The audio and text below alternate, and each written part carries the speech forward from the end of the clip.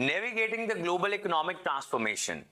Now पूरी दुनिया जो है उसकी इकोनॉमी में उथल पुथल है because of what is happening with US and China.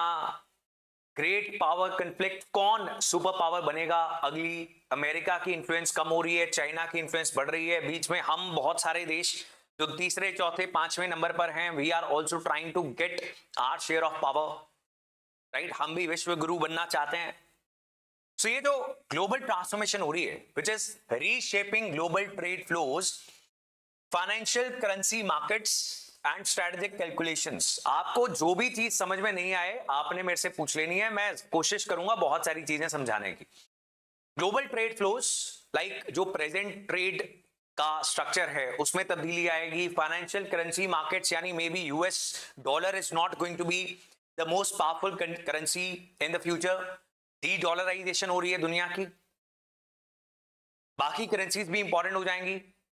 Financial markets का कंट्रोल किसके हाथ में रहेगा? इंडिया और ऐसी बहुत सारी इमर्जिंग मार्केट्स हैं, इनकी share markets are going very high. FDI is coming into these countries. Strategic calculations यानी देश की जो सुरक्षा है, नेशनल सिक्योरिटी पॉलिसी जो है वो भी बड़ी तेजी से बदल रही है बिकॉज पूरी दुनिया जो है इस उथल पुथल से गुजर रहा है।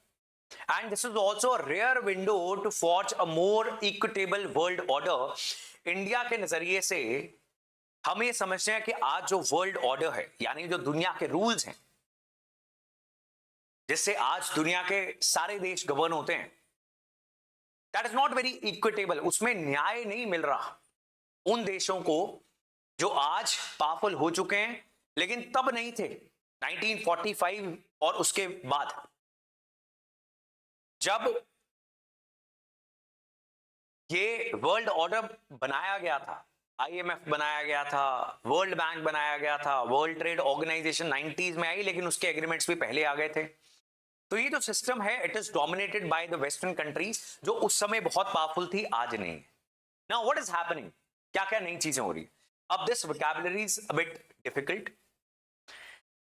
पहली जो चीज देखने को मिल रही है दुनिया की इकोनॉमी में वो है populist autocrats are enabling an unprecedented state capital Gordian knot which has had major socio political implications.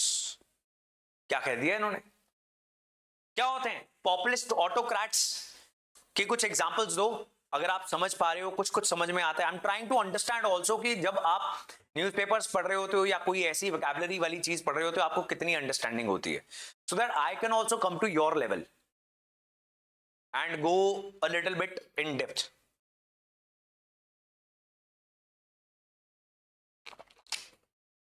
Populist autocrats, autocracy तो पता ना, सारी पावर जो है वो एक ही व्यक्ति के हाथ में। पॉपुलिस्ट जो जनता क्या सुनना चाहती है, सही है गलत है वो बोलता है। Donald Trump is an example. हालांकि it is a democracy but वो चाहता है कि पावर सारी मेरे हाथ में आ जाए, ऐसी बयानबाजी देता है। Populism is when you are appealing to the masses. अगर मासेस सुनना चाहते हैं कि एक पर्टिकुलर माइनॉरिटी जो है उससे नफरत करनी चाहिए तो पॉपुलिस्ट लोग क्या करते हैं, वो नफरत भरी बातें बोलते हैं। मुफ्त की सामान बांट के अगर पॉपुलिज्म मिलता है तो वो बात कर देते हैं। सो उसके साथ स्टेट कैपिटल, स्टेट यानी सरकार, कैपिटल यानी कैपिटलिस्ट, उनकी एक सांठगांठ ऐसी बनाने की कोशिश कर रहे हैं जिसके बहुत जबरदस्त सोशियो पॉलिटिकल इंप्लीकेशंस हो रहे हैं समाज और राजनीति के ऊपर। नाउ लेज़र-फेयर कैपिटलिज्म ये हम सीखते हैं इकोनॉमी की क्लासेस में। Have you guys covered economy already? How many of you have covered economy? Laser-fair का क्या मतलब होता है? It means let it be, जो होता है होने दो, सरकार दखल अंदाजी नहीं करेगी प्राइवेट सेक्टर के अंदर, राइट। सो लेज़र-फेयर कैपिटलिज्म जहां पर स्टेट मिनिमली इंटरवीन करती है, अब वो नॉर्म नहीं रहा। Now governments led by populist autocrats, they are trying to serve oligopolies and crony capitalists. oligopolies क्या होती हैं? A group of people, very powerful people जो सरकार को, प्रशासन को अपने हाथ में रखने की कोशिश करते हैं। Now the just is saying कि आज क्या हो रहा है कि क्रोनी कैपिटलिस्ट, कुछ बहुत बड़े बड़े व्यापारी जिनकी पॉलिटिशियंस के साथ बड़ी अच्छी दोस्ती होती है और पॉलिटिशियंस को ये व्यापारी मदद करते हैं, एंड पॉलिटिशियंस जब सरकार में आ जाते हैं व्यापारियों को मदद करते हैं, right? This is against free market. Oligopolies को सर्व करना, क्रोनी कैपिटलिस्ट को सर्व करना, now that is what is happening. Commissions, concessions are being exchanged between these groups. National interest अब इंपॉर्टेंट नहीं रह गया। अब ये कॉर्पोरेशंस, ओलिगोपॉलीज, ये कुछ इंपॉर्टेंट लोगों की सरकार, ये इंपॉर्टेंट हो गई है अब, right? Now what is happening? Second, because of crony capitalists disproportionately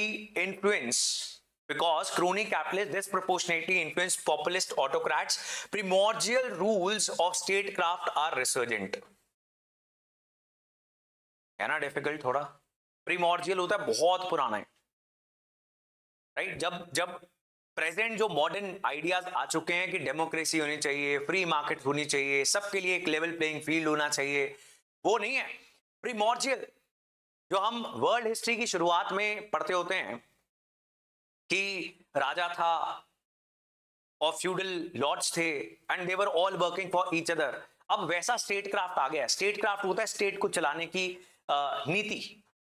ऐसे Chanakya Niti is a book in statecraft only, right? Slogans like make America great again, इसके पीछे छुप के they are trying to get rich and make their friends rich.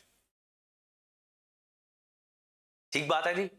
अब जिनका तो 2026 में attempt है वो तो ऐसे आर्टिकल्स को पढ़ लिया करें, बाकी आपको कुछ समझ नहीं आएगा लेकिन आपकी वोकैबुलरी बहुत इंप्रूव करवा जाएगा ये, right? The person is also Indian external affairs minister, former, पहले थे, कांग्रेस पार्टी के मेंबर पार्लियामेंट है, so you know the language is coming from there. Third, big tech and cloud capitalists have overwhelmingly altered the global economy. Big tech companies and cloud capitalists, ये क्या नई term है? Cloud computing. हम सबका data कहां पर stored है? आप स्नैपचैट अगर यूज करते हो, स्नैपचैट में फोटोज क्लिक करते हो एंड वहीं पर सेव हो जाती हैं एंड यू आर लाइक कि मेरे फोन की बैटरी नहीं यूज होनी चाहिए, स्टोरेज नहीं यूज होनी चाहिए, ऐसे ही होता ना? तो कहां यूज हो रहा है? Then Google photos, that is again cloud. Cloud होता है कि आपके डिवाइसेस के अंदर स्टोरेज नहीं हो रही है, it is happening somewhere else, so that cloud storage facility is somewhere else, but now these cloud capitalists they control so much of our data, किस डेटा से करोड़ों रुपए कमाए जाते हैं, right? So big tech companies, cloud capitalists, ये इतने powerful हो चुके हैं, now they are making changes in the global system. सरकारें इनको कंट्रोल करने की कोशिश कर रही हैं, but it's very difficult. Then all these western countries, उन्होंने डेवलपमेंटल एड भी वापस कर ली है। वो जो मदद किया करते थे गरीब देशों को या वल्नरेबल सेक्शंस को, उसको भी इन्होंने रोक लिए। लाइक डोनाल्ड ट्रंप ने यूएस एड डिपार्टमेंट ही बंद कर दिया था, जो पूरी दुनिया के अंदर बिलियंस ऑफ डॉलर्स की ग्रांट्स दिया करता था। So they have abandoned the vulnerable people, that is what their you know analysis है कि ये एक और चेंज है। Finally it is widely recognised that America's tariffs and sanctions have impacted the free flow of trade, capital, people and ideas. Free flow of trade, capital, people, ideas, ये क्या होता है? इसको हम क्या बोलते हैं? There is a single word जो हमारे सिलेबस के अंदर भी mentioned है, free flow of trade, people, capital, ideas. This is known as globalization. So basically what Donald Trump is doing is deglobalization, the opposite of globalization. Globalization, हमने दुनिया के, इंसानियत के इतिहास से सीखा कि ग्लोबलाइजेशन जो है वो ओवरऑल इकोनॉमिक ग्रोथ और प्रोस्पेरिटी लेकर आती है एंड उसका उल्टा जो है वो गरीबी लेकर आती है। This has been learned, empirical evidence is with us.